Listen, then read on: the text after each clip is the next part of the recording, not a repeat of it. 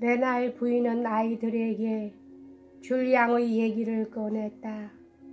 장남은 옛날의 가정교사를 그리워하여 인정어린 대답을 했으나 아래 두 아이는 거의 잊어가고 있었다. 그날 아침 레날 씨는 외출하지 않고 집안의 층계를 쉴 새 없이 오르내리면서 농부들을 상대로 거래에 몰두하고 있었다. 걷어들인 감자를 그들에게 팔려는 것이었다. 점심 식사 때까지 감금당한 연인에게 일순간도 할애할 수가 없었다.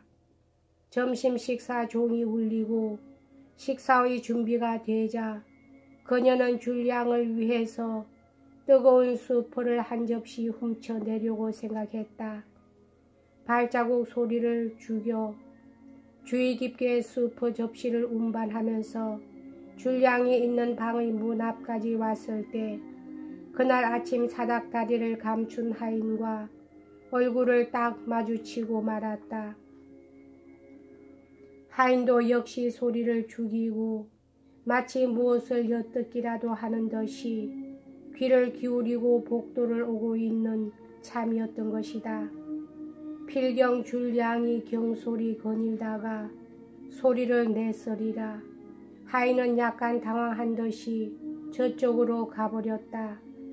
레날 부인은 겁내는 기색도 없이 줄리앙의 방으로 들어갔다. 하인과 만났다는 소리를 듣고 줄리앙은 놀랐다. 당신 두려워하는군요. 나는 어떤 위험이라도 겁날 것 없어요. 눈썹 하나 까딱가 나겠어요. 내가 걱정스러운 것은 단 하나. 당신이 가버린 뒤 홀로 남는 거예요. 이렇게 말하면서 그녀는 뛰듯이 그곳에서 나가버렸다. 놀라지 마라. 감동한 줄리앙은 중얼거렸다. 그 사람이 두려워하는 것은 양심의 가치뿐이야. 정말 멋있는 여자로군. 겨우 밤이 되었다. 레날 씨는 카지노로 나갔다. 레날 부인은 몹시 두통이 난다고 핑계를 댔다. 자기 방에 들어박힌 후 급히 엘리자를 내려보냈다. 그러고 나서 곧장 일어나 줄리앙의 방으로 갔다. 줄리앙은 정말로 굶어 죽을 것 같은 상태였다. 레날 부인은 주방으로 빵을 가지러 갔다. 줄리앙의 귀에 커다란 외침 소리가 들려왔다. 레날 부인이 돌아왔다. 불 꺼진 주방으로 들어가서 빵을 넣어둔 찬장께로 다가가 손을 뻗치자 불쑥 여자의 팔이 닿더라는 것이었다. 그것은 엘리자였는데 줄리앙이 들은 것은 그녀가 지른 외침 소리였다.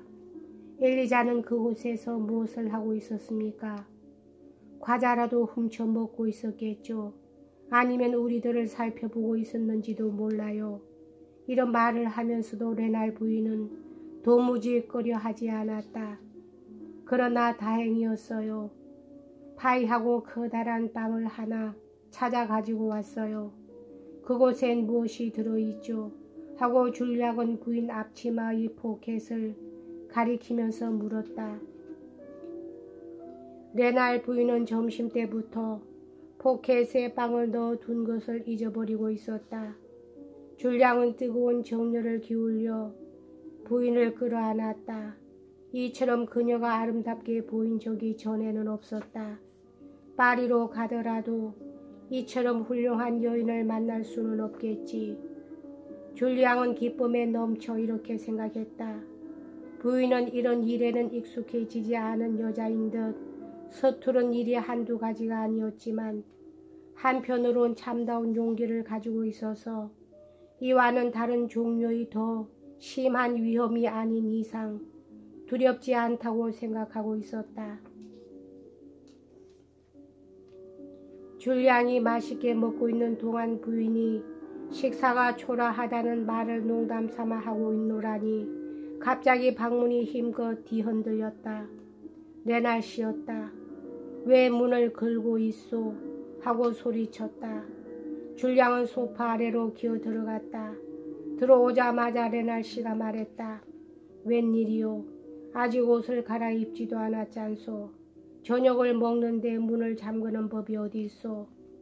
냉랭한 부부 사이를 다 드러내 보이는 이러한 힐문은 평상시라면 레날 부인의 마음을 산란하게 만들었을지도 모른다. 그러나 지금 그녀의 마음속에 있는 것은 남편이 약간이라도 몸을 구부리면 줄리앙이 모습이 보여버린다는 것뿐이었다. 왜냐하면 레날 씨는 소파와 마주 대해 놓은 의자, 즉 방금 전까지 줄리앙이 앉아있던 의자에 털썩 주저앉아 버렸기 때문이다. 만사가 다 두통이라는 핑계로 통했다. 이번에는 남편이 떠들기 시작했고 카지노의 당구장에서 딴 돈에 대한 얘기가 오랫동안 계속되었다. 뭐니 해도 19프랑이라는 돈을 벌었으니까 말이지. 나는 말을 꺼낼 정도였는데 그러는 동안에 레날 부인은 두 사람의 눈앞 3발자국가량 되는 곳에 있는 의자 위에 줄량의 모자가 놓여있는 것을 깨달았다. 그녀는 오히려 침착하게 옷을 벗자 틈을 보아 재빨리 남편의 뒤로 빠져 모자가 얹혀져 있는 의자 위에 웃도리를 던졌다. 겨우 레날 씨가 나갔다. 부인은 줄량에게 다시 한번 처음서부터 신학교의 생활에 대해서 얘기를 해달라고 졸랐다. 어제는 나 얘기를 듣고 있지 않았어요. 당신이 얘기를 하고 있는 동안 어떻게 하면 당신을 내보낼 수 있을까 하고 그런 것만을 생각하고 있었어요. 그녀는 그야말로 경솔하기 짝이 없었다. 두 사람은 큰 소리로 얘기를 나누었다. 새벽녘 2시쯤이었는데 세차게 문을 두드리는 소리가 들려와 두 사람의 얘기는 중단되었다. 역시 레날 씨였다. 빨리 좀 열어줘. 집안에 도둑놈이 있어. 쌩장이 오늘 아침 사닥다리를 발견했소. 이제 끝장이에요. 외치면서 레날 부인은 줄량의 품속으로 몸을 던졌다. 저 사람은 우리 둘 다 죽일 거예요. 도둑놈이라니. 그렇게 생각했을 리가 없어요. 난 당신의 품속에 안겨서 죽겠어요. 죽어도 살아있을 때보다는 훨씬 행복할 거예요. 부인은 화가 난 남편에게 대답을 하려고도 하지 않고 정신없이 줄량에게 키스를 하는 것이었다. 당신은 사셔야 합니다. 스타니슬라스의 어머님이 아니십니까? 하고 줄량은 명령하는 듯한 말투로 말했다. 저는 화장실의 창문으로 해서 가운데 마당으로 뛰어내려 정원 쪽으로 도망쳐 가겠습니다. 걔는 저를 알고 있으니까 염려 없습니다. 제 옷은 뭉쳐서 될 수 있는 대로 빨리 정원으로 던져주십시오. 그때까지는 저쪽에서 문을 부술 때까지 가만 내버려 두십시오. 무엇보다 중요한 것은 고백하지 않을 일 아시겠습니까? 절대로 안 됩니다. 아무리 의심을 받는 한이 있더라도 확정을 잡히는 것보다는 나으니까요. 뛰어내리면 죽어버릴 거예요.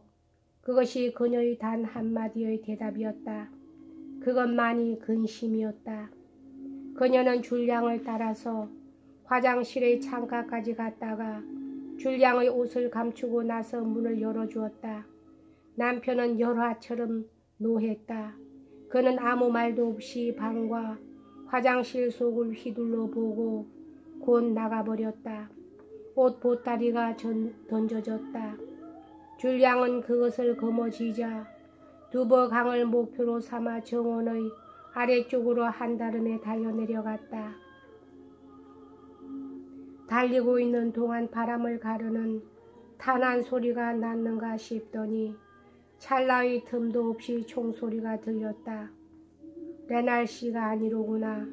그 사람은 서툴러서 이렇게 잘 겨냥하지는 못할 거야 하고 줄리앙은 생각했다. 개들은 짖지조차 않고 그와 나란히 달렸는데 아마 두 번째의 총알이 그 중 한 마리의 다리에 맞은 듯 요란한 울음소리를 내기 시작했다. 줄리앙은 두구의 돌축대를 하나 뛰어넘어 50발자국가량 그 그늘을 따라가다가 다시 다른 방향을 향해서 도망치기 시작했다. 서로 불러대는 사람들의 목소리가 들려왔다. 예전부터 적이었던 하인이 총을 쏘는 모습이 뚜렷이 보였다. 정원 반대쪽에서도 한 소작인이 무턱대고 총을 쏘아댔다. 그러나 그 무렵 줄리앙은 이미 두버강 강변에 이르러 옷을 입고 있는 중이었다. 1시간 뒤 줄리앙은 이미 베르에르에서 4km나 떨어져 있는 주네브 한길을 걷고 있었다. 눈치를 챘다면 그들은 파리의 한길 쪽으로 가서 나를 지킬 거야 하고 그는 생각했다.